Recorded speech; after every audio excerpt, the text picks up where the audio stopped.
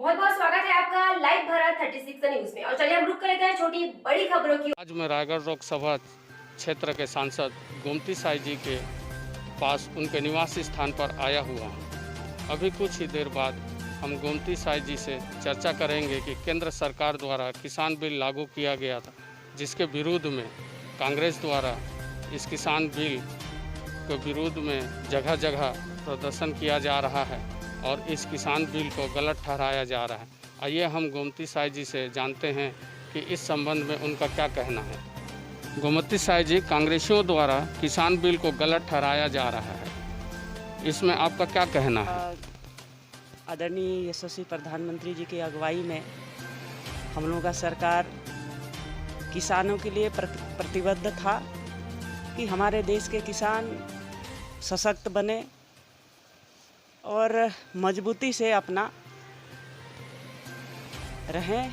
इस क्षेत्र में काम किए हैं और कृषि बिल को लेकर के कांग्रेसी लोग जो अफवाह फैला रहे हैं वो बिल्कुल गलत है।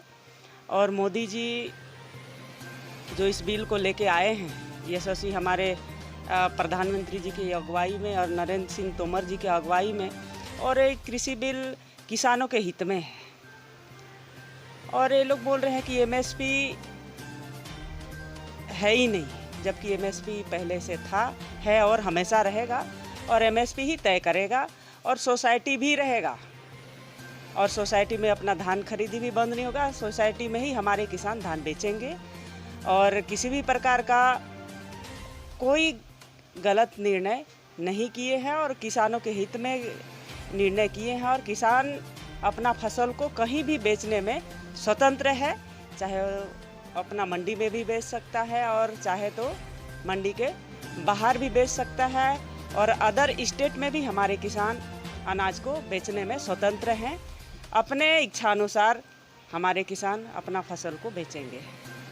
अभी कांग्रेस का कहना है जो ये पंडरशिला का मामला है, उसमें भाजपा के लोग पंडरशिला गांव के लोगों के बीच वर्षों से कायम भाईचारे के माहौल में धर्म और जाति का जहर घोलकर अपना उल्लू सीधा करने में लगे हुए हैं। देखिए, कांग्रेसी लोग ऐसा बोल रहे हैं तो गलत बोल रहे हैं। आज हाथरस वाला कांड को लेकर के कांग्रेस के जो बड़े नेता लोग हैं वहाँ जा रहे हैं, तो यहाँ तो कांग्रेस की सरकार है छत्तीसगढ़ में, और क्यों नहीं आगे आ रहे हैं कांग्रेसी नेता लोग? यहाँ भी तो हाथरस जैसे ही कांड हुआ है, वो भी तो एक ट्राइबल बेटी थी, उनके प्रति भी इन लोगों को लड़ाई लड़ना चाहिए और कार्रवाई करवाना चाहिए। लेकिन आज कोई नेता वहाँ जा रहा है कांग्रेस का, ना उनको कोई मतलब सांत्वना भी नहीं मिल रहा है, ना कोई कार्रवाई करने के लिए कोई बात कर रहे हैं। तो हम लोग बिल्कुल सही बात है कि कांग्रेसी लोग बिल्कुल भेदभाव कर रहे हैं, हम लोग क्यों नहीं बोलेंगे।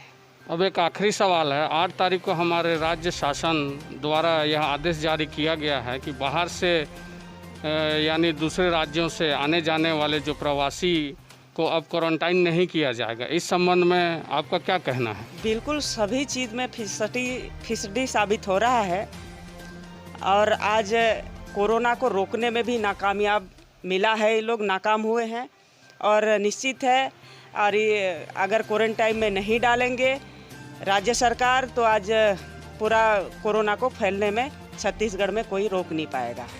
ये बिल्कुल गलत बात है और ऐसा नहीं करना चाहिए। बिल्कुल सुरक्षित रखना चाहिए जो कोरोना मरीज हैं उनको। आज जब बाहर से आ रहे हैं तो कम से कम 1 सप्ताह अगर क्वारंटाइन में नहीं रखते हैं तो घर में जाएगा। घर में जाने के बाद लोग परहेज नहीं कर पाता है और मतलब घर के सभी परिवार को कोरोना फैला सकता है।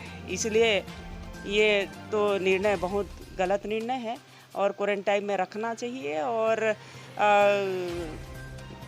कोरोना से बढ़ने के लिए रोकना चाहिए। और सरकार तो पूरा नाकामयाब हो ही चुका है।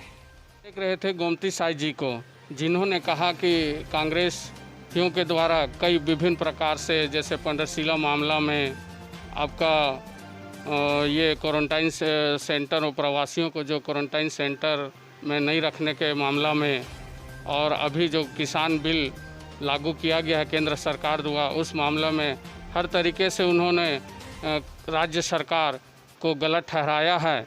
और मैं इसी के साथ उनका बहुत बहुत धन्यवाद करता हूं। लाइव भारत 36 न्यूज़ से संतोष शर्मा, धनीराम यादव के साथ।